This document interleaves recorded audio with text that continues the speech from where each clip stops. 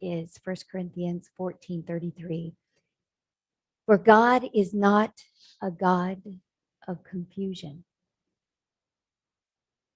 but of peace, as in all the churches of the saints. For God is not a God of confusion. And I think so many times it's easy for us to maybe question, God, are you confused? Or am I confused? But God is not confused. He's not confused about anything that's going on. And you guys, I heard one of the most powerful stories linked to this very idea that we can trust that God is not confused. And it was so powerful. It hit me. It was Monday, and I had shared this with Jerry too. And YouTube recommends different videos in regards to the ones that you like. Now, there's this story. It's called From the Remembrance of I Am. And it's told from Archangel Michael. And he explained in this story that there was an assignment going on down on earth, that he was going to need some very strong angels, very large angels, and who would be willing to sign up for this task. They didn't really have the details of what was going to be happening down on earth, but they knew that there was something big stirring. And only the top angels were assigned to this story or to this mission that was happening down on earth. Because as we know that there are angels unaware among us all the time. So who signs up for this task? Well, there was a younger angel who came to her supervisor, her angel supervisor, and said, you know, I've been this kind of this wimpy angel. I haven't really grown up, but I'm ready now. I want to take on an assignment on earth that's going to prepare me for being down on earth to help the humans. And they said, listen, you know, that's pretty awesome. Thank you so much. We really highly do not recommend that you take on this maximum amount of growth in this short amount of time. And the angel was very insistent, saying, look, I know that this is going to be horrific. And they said, do you remember the time you volunteered to go down on earth for just 2 days? And you said that that was so terrible that you never wanted to go back down there, that you were pretty good up here with us angels here in heaven, right? And she goes, yes, I remember, but there's this big assignment that I want to be prepared for. And they said, well, you know, it's been very hard to say no to you. So we're going to give you a list of all the experiences that's going to be for your maximum growth for a short life on planet Earth. So she goes, she takes this list, she checks all these boxes off, and she volunteers to be born to a mother with AIDS, and that she would have AIDS, and that she would go through the series of just horrific experiences where people would end up cursing God. It would be so horrific. She comes back with this list, and the angel supervisor looks over this and says, you know, this is crazy. You understand that this is going to be so horrific for you. It will lend to your maximum growth, and you will be one of our strongest angels, having endured something like this. But how about if we take it in chunks? How about if we just do a few of these boxes that you checked and not all these boxes for your experience on planet Earth? And the angel was so insistent and saying, please convey to God that I will make him proud. I will endure this life. I will take this on, and I will be better for it. And the angel's supervisor is very somber and says, all right. Go speaks. They have a conversation, God, and he says, really, this little angel is going to take on this life on earth for their maximum growth. If they insist on this, I will grant them their wish. They said, okay, You ready? She goes, I'm ready. She said, they said, don't forget that I will now, as your supervisor, I am assigning myself as a guardian angel for you because this is so horrific and you won't even feel many times that I'm even there. But I will be beaming love down to you. I will be comforting you. I will try to come to you in your dreams at night. If there's any turning towards God, feel my love when it is so absent from your experience. And she said, I'll try. She comes down on planet Earth and is born to a mother, seventh child with AIDS, addicted to crack, addicted to drugs. The minute she feels the pain of her disease in her body as a baby, she starts wailing and crying. And the mother just looks at her and tears coming down her face and says, I don't have any money to feed you. I don't have any money to take care of you. If you, for some reason, breathe through the night,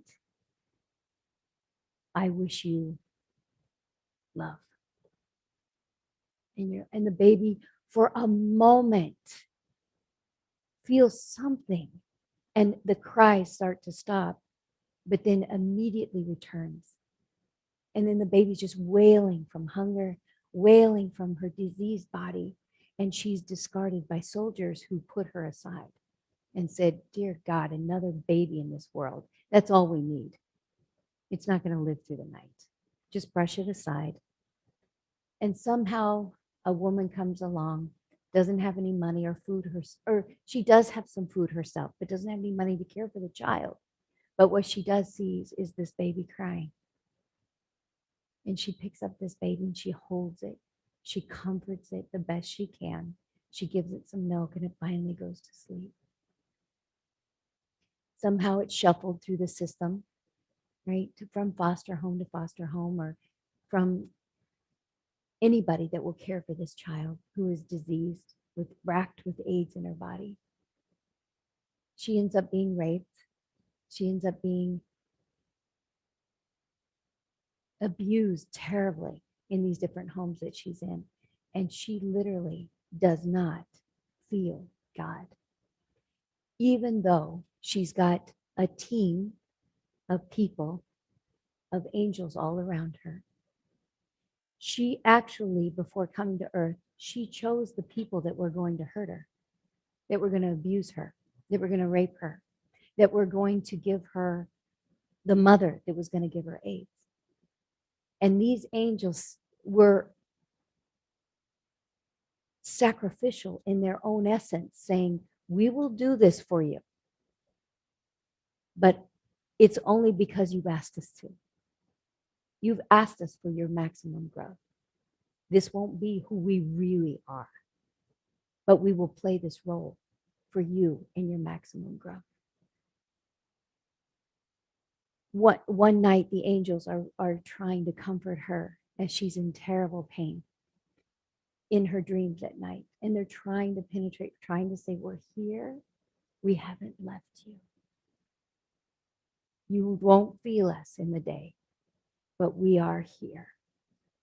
And we haven't ever forgotten you. Ever. This angel ends up, or this girl ends up dying at 15 years of age. And she goes back and returns to the love that she was born in. And they all just smiled. There was such a reverence of her having made it through this, the life that she chose to grow, the maximum. And they said, you are a very big angel. And she said she would not choose it again. She would not choose to go back to earth to do that again, but she would not choose to have ever missed it, the one she just experienced, because she truly was full of compassion. She had compassion that knew no depths because of what she had suffered on this lifetime. Now, when we read the verse that God is not confused, we may get confused because we have forgotten our journey, right? We've forgotten why we're here. We've forgotten what we signed up for. What if we remembered today? Nothing's out of order. Nothing. We signed up for this lifetime. We signed up for these experiences, these exact experiences. We signed up for the exact family we were born into. And they were perfect for us, for our maximum growth. Every spouse was perfect for our maximum growth. And doesn't it do us better to feel that somewhere, someplace we had choice in it? If imagination is more important than knowledge, if we get to choose our attitude, our feelings, our existence in this world, let's choose that we actually like it. I mean, really like it. We get this life. We get this maximum growth, however many boxes we checked off. We get to grow. We get to evolve. So when our spouse is putting us down or divorces us or something happens or we get bullies on the playground, in whatever form that happens in our careers, in our playgrounds, what if we signed up for all of it? There's not a mistake. Who do we get to become in light of whatever happens? And how do we get to rejoice with whatever goes beautifully into the feelings that we get to celebrate milestones, whether it's a graduation, whether it's a learning of a course, whether it's a marriage that does go right, whether it's a relationship that is perfect with all of its flaws, we get to, I watched Tracy here greet Ed, and my heart was so warmed because she gave him a kiss.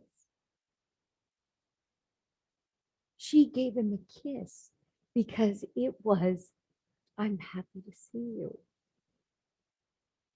Can we not celebrate those moments all the time when something does go beautiful? Because there's so much that is in line for our growth. And can't we just be grateful that we made it through that one? Whatever it was, whatever appearingly didn't work out, can't we just be grateful for the compassion it did give us? Because we checked that box that we wanted to experience this in this lifetime. We needed it. We yearned for it. We said, God, I know you've said you wouldn't recommend it, but we wanted to grow that much. We wanted to evolve that much. Wouldn't it be crazy if we could just say, you know what, it was so awesome. I was given an alcoholic mother and a dad that beat me, and I grew up so much. I am the person I am today, and it is awesome. Wouldn't that be amazing if we could say that? I grew up with a dad that gave me compassion, that gave me love, and I am who I am because of him today. I got to forgive a mother that was so cruel, and I get to love her now in the way that I wished I would have been. How cool is that? How cool is that? Nobody can tell us how to think or how to be or how to give love unless we let them. When someone said it was crazy you're leaving your social work job, you've got all these benefits. I heard another voice that said, Tamara, I've got you. Walk this way with me now. There's so many junctures on this journey of life that we can choose whose voice we get to hear. God is not the author of confusion. And when we're confused, it's because we forgot. Let's let God remind us in our dreams. Let's let God remind us in our waking hours that He is with us, that the angels that are assigned to us are with us, even when we can't see them, even when we can't feel them, even when we cry out, where are you? I can't feel you. Empty. Empty and let go of grievances so that we can feel God's presence in our life, so that we can hear the message of walk this way, go this way, respond in love. You don't have to react. Relax, rest in my love for you, no matter how someone else is treating you. Do we have the heart to forgive the ones that are closest to us, not the ones that are far off, but the ones that have been intimate with us, the ones that have been a part of our intimate workings? Imagine we chose them. We chose them for our maximum growth. We also choose the ones for our maximum love. Celebrate when anything goes beautiful. Celebrate somberly when it doesn't, because it's all a part of our evolution. It's all a part of who we get to become. Charles Fillmore says, what is the compassion of the divine?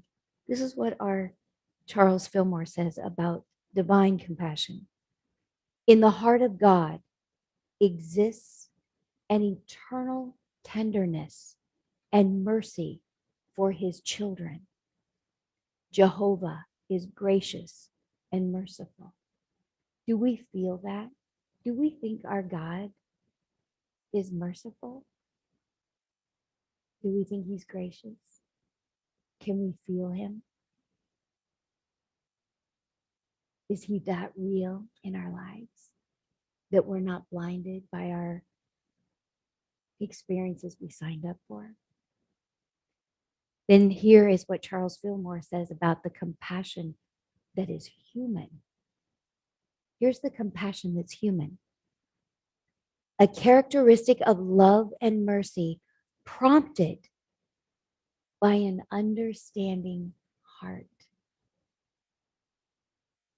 A compassionate mind sees the error but does not condemn. A compassionate heart sees an error, the error, but does not condemn. Neither, this is what Jesus' example was for us in John, neither do I condemn thee. Go thy way from henceforth and sin no more. What is sin? Just missing the mark. Neither do I condemn you.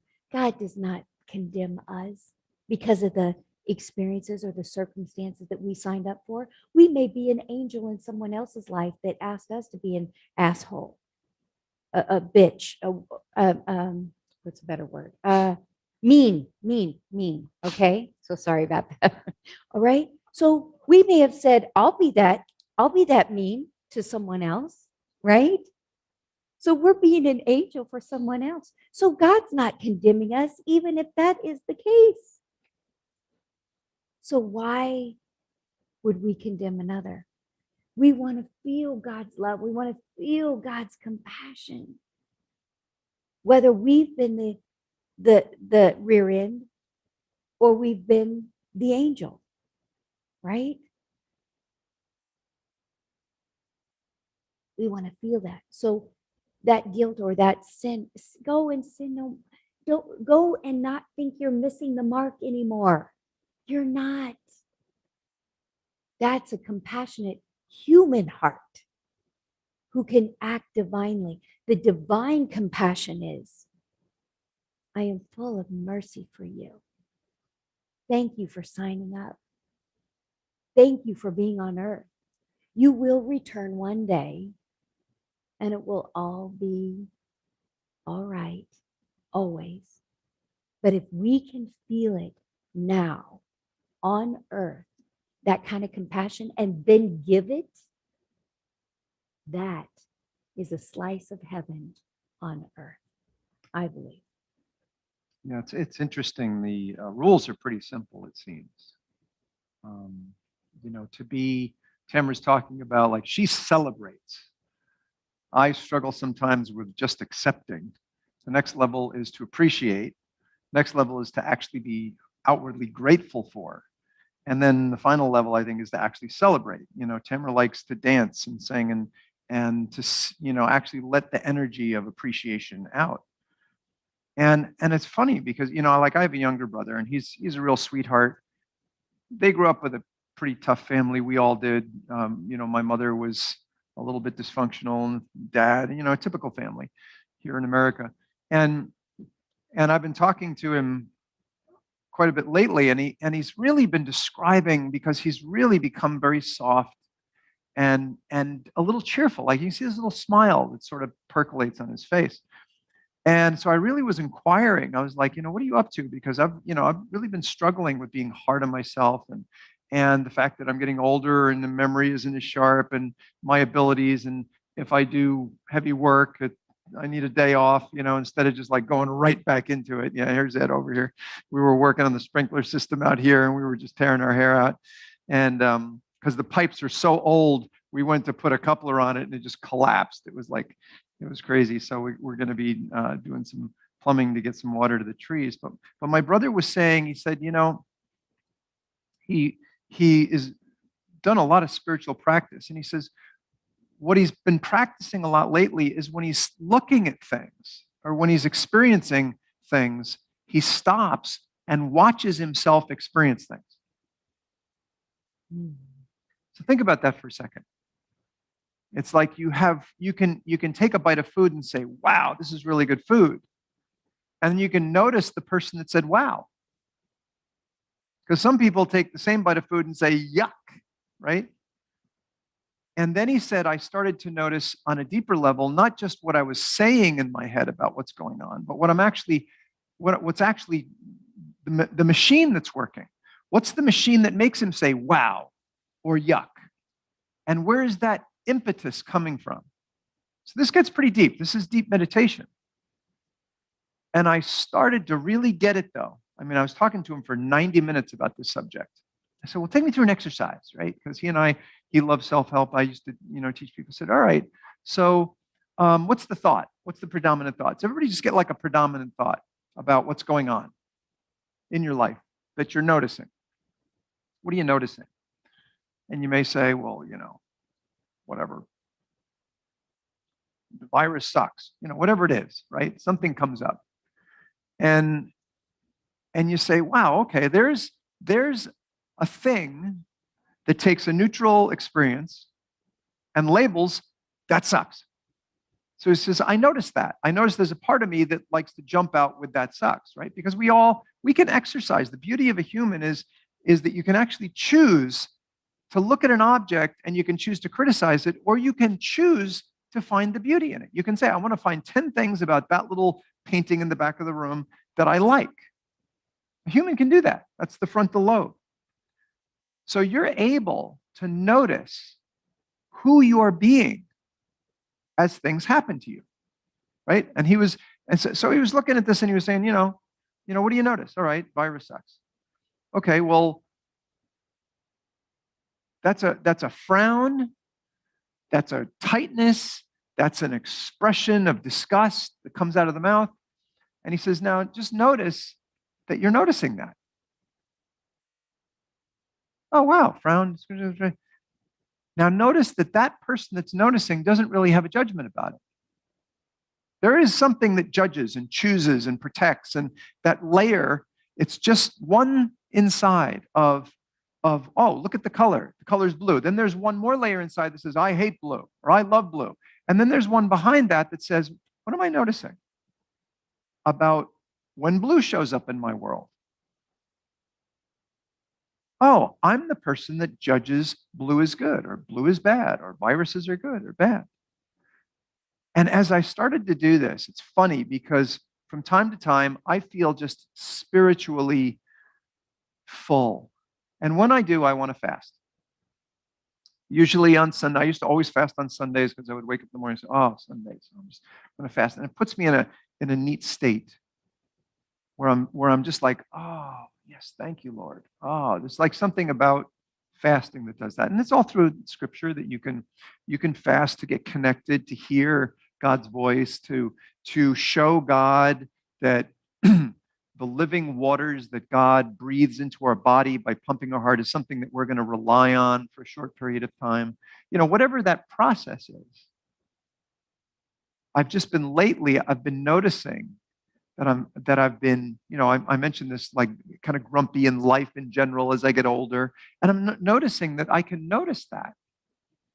And I can say, wow, like there's a part of me that doesn't age at all, that notices. Mm-hmm. It just notices in a moment. It doesn't have to remember. It doesn't have to have a plan. It just notices. And if I connect with that part, it's always free of criticism, blame, and judgment. And it's a part, the noticer is always curious. So I've been doing, like, instead of eating, I usually eat a bowl of healthy grains in the morning. I've been doing what is called intermittent fasting. And if you haven't tried it, it's fabulous. The reason is because you can lose weight without starving yourself or worrying about the food. Just go 8 hours of eating a day, and the rest you just don't eat, and make your window anytime you want. But you just don't eat for that period of time. You'll automatically lose weight. You'll automatically be healthier. You'll detox. Your body will have time to repair. And so I've been doing this in the mornings, and something bizarre has been happening. I've been noticing like homeless people, and I've been noticing them from a different perspective. And this is something that I believe saved me from being a really mean guy when I was going through tough times as a kid. Put yourself in the shoes of the other person, right? Walk a mile in their moccasins. Do unto others as you would have others do unto you. That whole energy of, wow, what's it like for them? And I would pull up to like a stop sign and I'm like, I'm in this little kind of zone of being appreciative and grateful. I'm looking at this homeless person. I'm like going, wow, what would it be like to be in their shoes right now? And I saw a guy sitting on a little island. It was as wide as a milk crate because he was sitting on a milk crate. And he had a puppy in his lap, and he's probably 25 years old. And he's got a sign in one hand and cardboard. It's all ripped up. It says, I'm hungry and homeless. And he's got a puppy that's laying on his lap, smiling. It's just happy as can be. And he's falling asleep. And there's cars driving all around him, and he's going,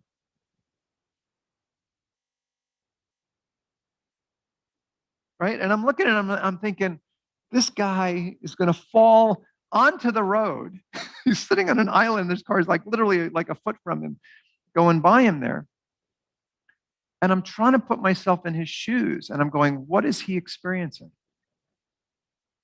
He's got his puppy in his lap. Now, if you guys that know what that's like, Tamara and I, we have Magic, and we have the cat. And it's just, there's something really wonderful when an animal just comes up and just settles on your lap. Mm-hmm. And he had this This puppy just laying on his lap, just happy. You could see the smile on this little puppy's face. His eyes were fuzzy. And I was thinking, that guy is lost in a world where he's completely content enough that he could be in danger and falling asleep. He's just at peace in that moment. And then something happened where I got really grateful for the fact that I could, instead of being impatient with a red light, that I had a nice long red light to witness this and to connect with it and to be grateful for that simple thing that he, homeless and hungry, has love. And this little creature is given him this world. And it's funny, but I was going to roll the window and say, hey, buddy, wake up, man. You can get hit by a car. But I could see that the way, while he's half asleep, he's holding this puppy, that there was no way he was going to let anything happen to this thing. It was like even when he was going, he wasn't going all the way. It was like he was sitting there. And when he came back, there was one time when he sort of jolted and he came up and he looked down and he petted the puppy once. What he cared about, the guy was being generous and caring about this little dog. And he had a job. I got my puppy. And so I was so stunned by it all. I wasn't even moved to action, like, all right, give him something or do something for him. He was getting, a few things. Somebody handed him a bottle of water, and then it's like in the course of one light, he grabbed the bottle of water and then was falling asleep. And I was going, wow, this is amazing. And then another person I noticed, and it was just like, they're sort of limping and wobbling along, and I can relate to that right now. I've got, a sore leg and an arm, and I've been working pretty hard, and I'm going, to be able to get into someone else's life, to extend ourselves out of it, because what this crummy virus, whatever we have judgments about it, or this whether it's a conspiracy or whether it's a God-made thing or whether it's just happens and it's timely and we need to protect each other, whatever we've made up about it, there is a part of us that is alive and God's pumping your heart and your lungs, and you can just observe and be compassionate to people that are, I went to Home Depot this morning to get some pipe, and I'm walking around, and there are some people that are very conscious of making sure they keep distance, and there are the people that just like walk up and, hey, can I help you with that? And their mask is down, just about below the lower lip, right? And they just want to help, and it's just so beautiful to be able to have the ability to notice, be curious, and appreciate what you're seeing. Because my brother's been helping me. I've mentioned I want to be a kind, like I've, New Year's, I like to set a little bit of goal. I want to be kind. And Tamara has pointed out over and over again, you will be as kind to other people as you are to yourself, and you'll be as kind to yourself as you are to other people. It's the same machine. And I can be hard on myself. So I was like going, all right, what does kind look like? Oh, look at it's to notice that if I get frustrated, which I was getting this morning with the audio. I thought I had the audio down, and people online can't hear the sound they can't hear the music coming from the computer. They can hear everything else. They hear Dylan better. They're hearing us better because we're directly connected. But for some reason, the sound on the computer isn't going through, and I'm like going, I'm still not done, right? And I'm noticing for the first time, I really took what my brother was saying at a deeper level and saying, what am I noticing? Wow, there's a part of me that really wants, when I'm of service, for it to land with people. I want the people online to have great sound. I want them to hear the beautiful music that Tamara picks out, or the beautiful music that Dylan's playing, to be present here with it. As Jerry points out, he comes every week because he says it's different here. But there's some folks online that can't make it here. And I just wanted that to be better. But there's a lightning bolt time frame between I want this to be better. Damn it, it's not working. And so the beauty that I've noticed lately, just a huge breakthrough for me, is to be able to, as one of our friends once put it, be quicker than your thoughts.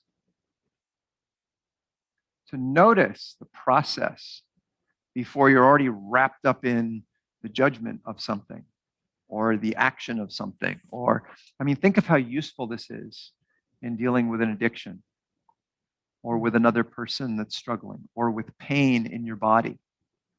To be able to notice instead of, ah, oh, my pain, you know, instead to be able to say, wow, my shoulder is sending a sensation and I've got it labeled as pain and I'm resisting the pain. And there's a beautiful technique for anybody that's in pain at all right now, is just to go to that part of your body and notice it and put all of your attention there. And without judgment, be curious and say, wow, what kind of pain is it? Is it a sharp pain or a dull pain? What might it be saying? Is it a pain that's screaming, you got to move or I'm going to get worse? Or is it just a pain that's saying, you know, I'm healing and bear with me and I need your attention and I'd love to have some focused energy here. You know, there's all different kinds of pain. And ultimately, if you practice this simple technique of, instead of, oh, my knee hurts, instead just going to, wow, my knee is sending sensations. Let me be lovingly attentive. Let me have my knee have the healing experience of being heard that we've all had. We've all been heard by someone and felt, wow, thank you. It's just so good to be heard. And when I have, there have been times when as monks we would go out and we would do a little mystery, and it was so amazing when you talk to people in the street, homeless people, how incredibly grateful they were to have someone just to hear them talk, and how lonely they were. And we were listening to is Peer, what's her name? Oh yeah, Marissa Peer. Marissa Peer. She's a therapist. She's Yeah, on she's a YouTube. therapist from London, and it's amazing because she says, I know this is going to sound really weird, but if your migraine or your headache were your friend, what would it be saying? If the pain in your shoulder were your friend, what would it be saying? If the pain in your knee were a friend, what message does it have for you? So it's a shift in perspective. That maybe it's here for my awakening. Maybe it's I just wake up a little bit more. And there's so many techniques for physical healing. There's so many techniques for emotional healing. There's so many techniques for spiritual healing. The beauty of this technique, if you practice it, is to observe the rising reaction that you have before you take action. It works on all three levels. If you're struggling physically, you can notice.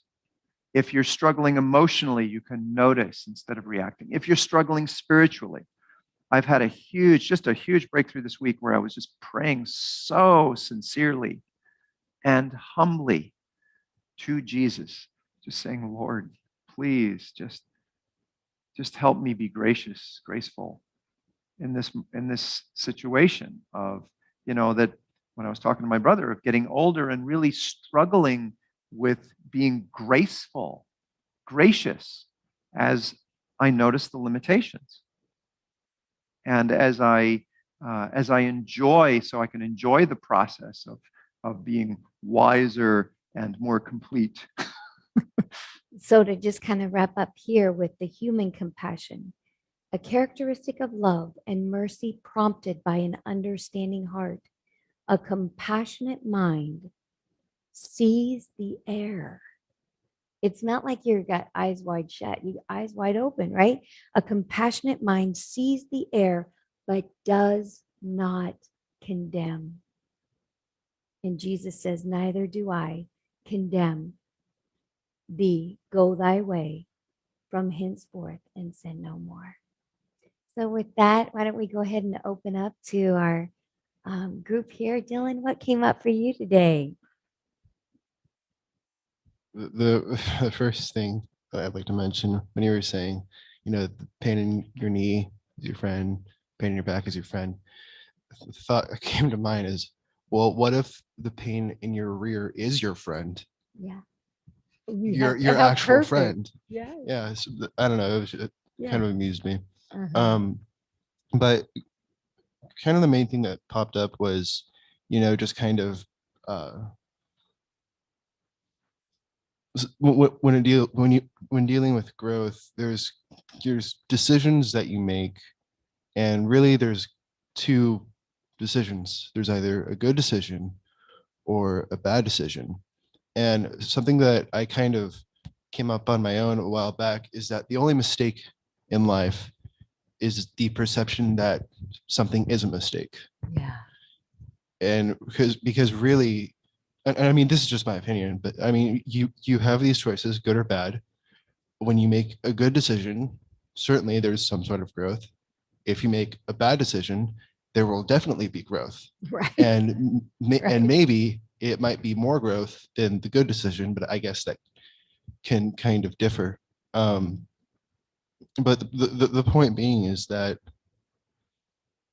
in growing and in learning more about not just the world but yourself and others, and kind of maybe changing your perception of others, it for me it's allowed me to see the world through more positive eyes.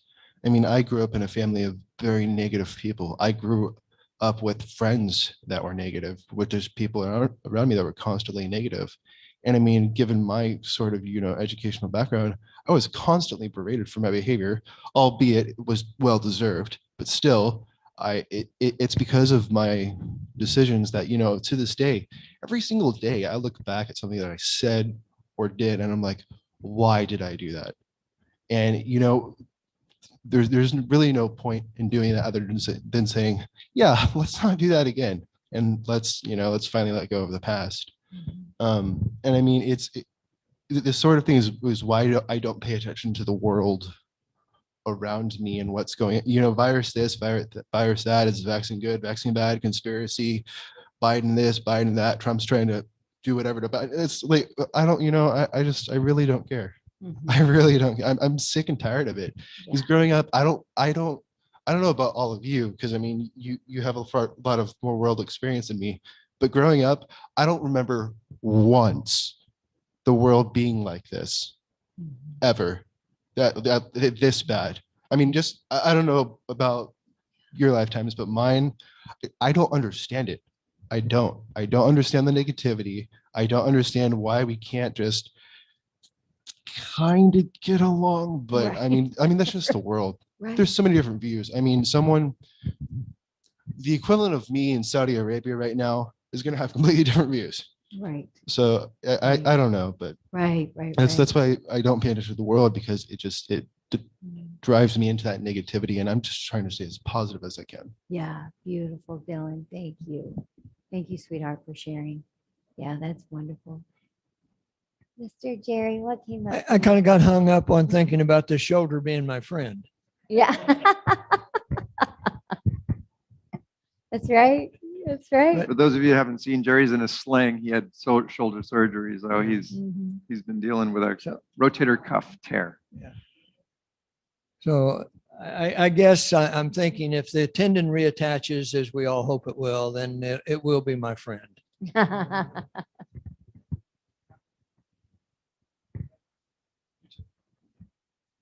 Hey, Tracine, what came up for you today, sister? Perspective. Yes. Definitely. I thank you to both of you for all that you shared. And it amazes me what in 1 week's time, the amount of perspective and information that you acquire to be able to share so amazingly between the two of you, and how you work to do that. I don't know how it happens. Oh, It's just thank amazing. you. But the message was very powerful, and I appreciate it. And I want to thank you both, from both sides. I just, a lot of food for thought. Yeah. Yeah. Yeah. It's kind of, Yeah. it's so bizarre and comforting at the same time. It is. You know, It to is. go, wait a minute. Wait a minute. What Did I if I sign up thought for this? about it this way? Yeah. Yeah, I have a Yeah. lot of work to do. Yeah.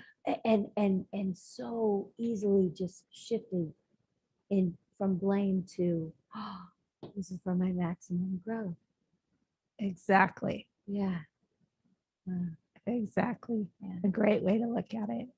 Yeah. So It'll cool. take Thank a lot you. of practice. Yeah. Thank you. Yeah. Mr. Edward, brother, what came up for you? Good morning. Happy Sunday. Mhm, Mhm. mhm, I think going over or absorbing the entire service, the if there was anything that has, I think a couple weeks ago, at least two, in part of the service, I think Dylan mentioned something about guilt, and I mentioned that that'll kick your ass Mhm. unless we control or put it in perspective, I guess. And in today's service, the thing that I have been the reminder in today's service, the reminder of the biggest thing that I've been struggling with is kind of a redo, and a redo would basically just be focusing with the kids. They're 23 and 25 now, and but they're great. They're absolutely amazing, mhm. amazing young men, or men. Yes, they're not young anymore. They're catching up to me. And why, since they are so great, why do I feel that there needs to be a Right. redo that time? Putting it all into a different perspective for sure at this point. Definitely, Ed. You were the perfect dad for them. The perfect dad. As much as you were there or not there, was perfect for their growth. Just as your dad was for you, in whatever capacity that is. And imagine if that we don't have to carry a burden that it needed to be anything different. Anything different. Because look at them. You're so proud. Anybody would be proud to look at who they've become. And you were a part of that. Yeah. The time definitely goes by fast, as Greg, I think, was getting to all of a sudden, that the aches and pains. You're old now. Yeah. Can't imagine being that old. If you want come see a real circus, watch Ed and I trying to everything's concrete around here. So, and they just poured new concrete, and now we have to somehow get pipe underneath the sidewalks to the planters. You want to see a real circus, come watch Tweedledee and Tweedledum over here trying to get all this stuff. We'll be the cheerleaders, right? It's going to be, We are exactly. funny. We're going to make it look easy for sure. It's going to be a lot of standing around scratching heads and then a little bit of work. And piece of cake. Francis has got her mic. Oh, yeah. There you go. Francis, what came up for you, sister? I just practice love. Everybody come in my life, I just send love instead of any other emotions. Yeah. I've been learning that for the last 7 months to change. Let the spirit see through my eyes. Yeah. So I can see others where they are and bless them and pray for them and let them grow. Like with his children, he put an example so his children won't be the path he did. So we all have examples for our children, no matter how we see through our eyes. But we need to see through our eyes through Christ, not the ego eyes. Yeah. Because everything is in divine love anyway. Mm-hmm. Mm-hmm. Yeah. And there's no penance to pay. That's what's so cool about not walking around with that guilt, is there's nothing to pay for. Yeah. But when Christ was on the cross, he said, it is finished. It is finished. Well, let's go online. Let's go online here. Mickey, what came up for Mickey. you? You there? There I am. There you go. Boy, a lot came up for me today. So, and it's all over the place. When I first came on, you were talking about our pasts or our stories or whatever. And I remember the first time that we sat down and had dinner, and it was you two and Ed. And out of nowhere, I blurted out my story about Reno. And I thought, where did that come from? Like, why did I just do that? Because it's not who I am. And it's, it's, I have good memories and all that. It's, but it was just weird. It just like came out. So anyway, I just never acknowledged that. So I want to acknowledge that that was a weird thing, that it was awkward. But it was absolute freedom to do so, because Yeah. Well, and we I unfold must in have known acceptance.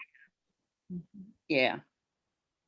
So anyway, I had an experience this week. We had 8 adults here, 2 babies and 6 dogs. So I spent quite a few days before getting ready for the company, and it was our son Max and his family. But I remember going through this. Jeff's just not helping me. He's not helping me enough, and I need more help. Well, and at one point it was like I wanted to explode, but I got to this point, that's all I did. And then I stopped, and it was like, okay, you're causing this, what are you going to do about it? And I walked back and I went to the stove, and there was this rag on fire, and I grabbed it and threw it in the sink. But it's like, see, there it is. Well, there it is. And it just all disappeared, it went away. So, but that was a good observation, me watching myself do that, and choosing something different. So today's Jeff's birthday too. I want to acknowledge that. Oh, happy birthday, Jeff. Yeah. Also, when Ed was sharing about parenting, that's so true. It's like, when I think about parenting, I remember the stuff that I wish wasn't there, my mom was a screamer. I was a screamer. And I just wish that none of that I'd never done that, that I wish I was more like I am today, where I'm just real mellow and go with the flow and just love, and whatever happens, happens. But that's not what my kids remember. They tell stories about the inspiring things I taught them. And I'm always kind of surprised, which is silly, because I'm the only one holding on to that, and I just need to forgive myself and let that go. So I don't think so. And that came out of observation, that the stories they tell, and my grandkids too, are all really positive, inspiring things. And I'm really grateful for that, that's what they remember, that's their experience. And I thought it was interesting when you talked about the mean people in our life, that what a difference they make. And they do, they have a lot. But I haven't really had it in that perspective before, about That we chose them. that we chose them. Yeah. And our parents and all of that, that we chose them. We asked them to play that part for us. Yeah, For our yeah. maximum growth. Yeah. And how much growth actually is there with experiences like that. So now that I've shared a lot here. Yes, thank you, Mitch. Yeah. Thank you. I Yeah. appreciate you so much. Thank you guys too. I've missed you. Oh, we missed you too. Thank you. And Miss Judy, what came up for you today? Cheryl? Hey, Here she I'm is. Miss Cheryl. What came up for you, sister? The only thing I want to say is awesome. I just, Tamara, when you were wiping under your eye, I was doing the same thing. I mean, it Yes. was so, I got so emotional and into the message. I mean, you hear a message, but then you get into it. And I really got into it today. And I just want to say thank you for that. And I ditto what Tracine was saying. I admire how both of you, the messages from week to week, how you develop and experiences that you have during the week to bring that message forward every Sunday. I ditto what Tracine was saying, that it's just admirable. And it just Thank shows you. the Christ and the God in both of you. It's just you show it. You show it. You don't just speak it, you show it. And I just love it. I just love it. Oh, You're thank you. both just so precious to me. I just thank you both.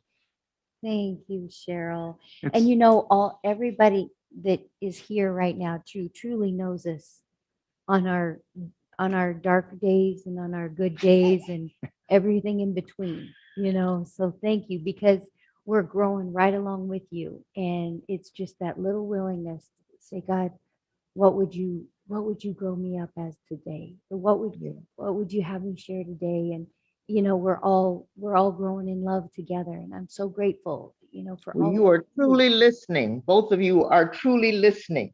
You're Yeah. asking and listening. You're asking the right questions and Yeah. praying for the right things. And Well, you're and you know, something really stopped me in my tracks this last week too, because Greg and I we had to renew our passports. And I went to the Walgreens there, and the gal was taking our picture. And I was so critical of my picture. I said, please, you got to take that again. I mean, there's something, good Lord. What, can you get this angle? Why are you making me put my hair behind my ears? I'm looking like a buffoon. I mean, this looks so bad. I'm just so ugly. And she looked at me and she said, I wish I looked like you. And my heart stopped right there in that moment. I thought, and I said, oh my goodness, what am I doing? What am I saying to myself? You know, and right there in that moment was such a good teachable moment by this other person saying, I wish I looked like, and I'm like, really? You know, and it's like, why can't I say that to myself? Like, look at there, I have evolved. I've grown up. I'm a little that and go, isn't that adorable? well, you know, and as Cheryl's pointing out, Thank you, Cheryl. yeah, you know, Cheryl, I really don't think there's any difference between you or Tamara and I or Tracine. I think the only thing that Tamara and I have done is we took the time to train ourselves to talk about it. Yes. That's the only, you guys all, I mean, Cheryl, I've spent time, we've been on cruises together and I've seen how you conduct yourself. I've seen you with your grandkids, and it gives me goosebumps to think about you sometimes because you've got so much wisdom and you conduct yourself with such composure and grace. And I wonder what must be going on the inside of Cheryl's. And you know, I ask you some pretty deep yes. questions sometimes. And you're so humble. You just say, you know, I haven't really thought about it. But you've trained yourself to be just delightful.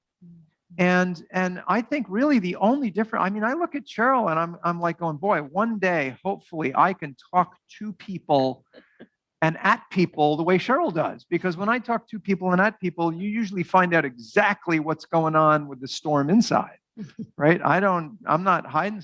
But, And but what's beautiful is for us to be able to acknowledge the storm yeah, and be there for each other to Yes, say, I yes. see you. I Right. see Yes, you. And yes. who you are matters to me. And we'll get through this. You know, it's all right. It's all right. We all It's all right. You know, and Mickey, we know you because you haven't been on for a while, so we know that you've been going through some things. Jeff has told us because he shows up, and I'm like going, all right, and so it's nice when you come and you share. Wow, this is a little bit about what's been going on for me. It's like for all of us. Oh, Tim and I are just sharing what goes on for us during the week. Sometimes like with Ed and I, we see each other occasionally and we blurt on each other and stuff. So but we are so grateful for this Thank you. for this family Yeah. and for the sincerity and the appreciation that you guys have for this And process. really, it's just staying open to God and just saying, Father, what would you have me learn today or this week or for this Sunday? And just being so vigilant in that you come through. You come through. So God gets the glory for sure. Yeah. For Yeah. sure. And we yeah, get to be a part of his glory, right? yeah. So I love you guys. Thank you for Thank that, you, Cheryl. Thank you. Thank you. Judy, And are you Dad. there? Oh, Judy, did something come Not up? sure for if Judy's. you? Oh, there she is. Good morning. Hey, Good how are you? morning. Yeah. It's real windy here. I don't know what it's like there, but I had a different experience yesterday. One of my past coworkers that I knew in Lee Summit, Missouri, she passed from lung cancer.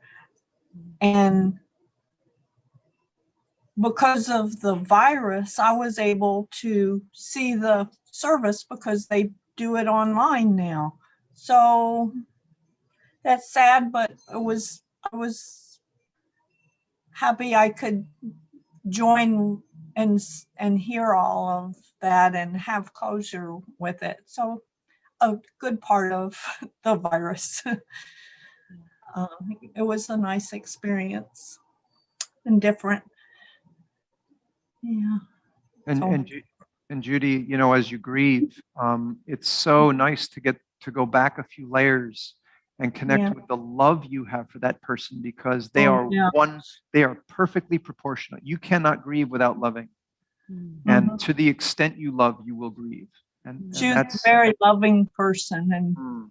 that was part of the service was how she was like that. Yeah. Beautiful. Yeah. It's amazing because Dad, I've been cleaning out his drawers and things, and he's got a whole section of all the obituaries of people he's known in his life. And it's Oh. extraordinary to look back or to experience now, the people that we've loved in our lives that are still with us. And I think there's a part of Dad that he experienced them still with us with their obituaries right there of their whole life in a few paragraphs, but it also reminds us of how we want to live, right? And what do we want to be remembered having said or done or been in our Yeah. lifetime. So I think it's always a stark reminder of what really matters and what really doesn't. Yeah. So Makes me really grateful for the life I'm having right now because she's much younger than I am and she never got to retire and such. And right. it's a Beautiful. wonderful life. Yeah, it's a good Mm. life. Yeah. Yeah. Thanks, Judy. Thank you for sharing Mhm. your caring heart, Judy. Yeah. Yes. Mhm. Okay, Padre. Hey, Dad, what came up for you? Well, I think listening to the service was probably the best one that you've done so far. And another thing is that the responses of all the friends that we have there at church is probably the best response that we've had so far. I look forward to listening to you every Sunday.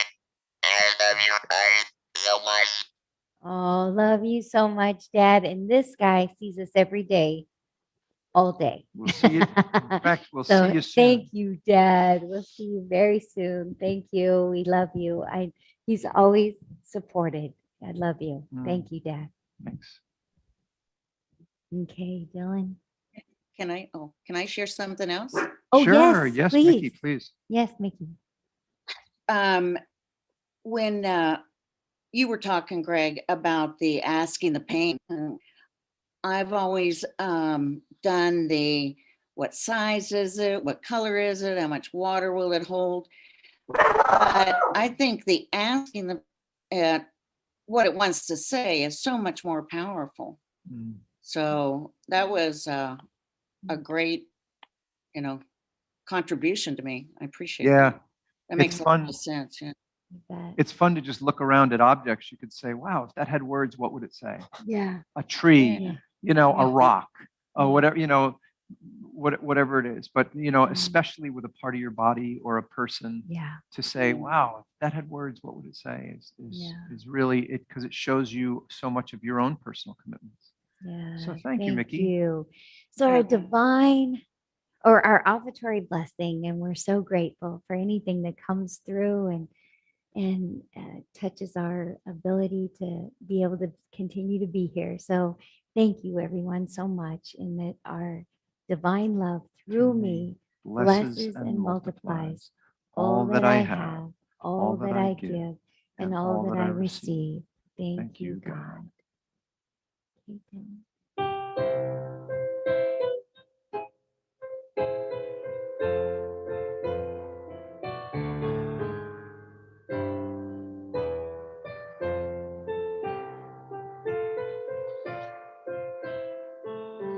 Let there be peace on earth, and let it begin with me. Let there be peace on earth, the peace that was meant to be. With God as creator, family all are we. Let us walk with each other in perfect harmony. Let peace begin with me. Let this be the moment now. With every step I take, let this be my joyous vow.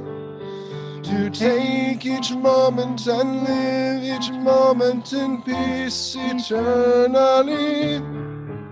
Let there be peace on earth, and let it begin with me. Yay. That's awesome.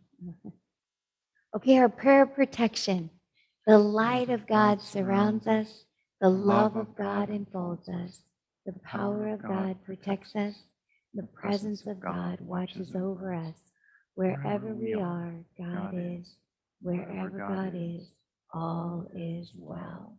Thank you guys so much for being with us here this week. We appreciate you so much. All right, we'll see you next Sunday, guys. Okay, bye-bye. Yay.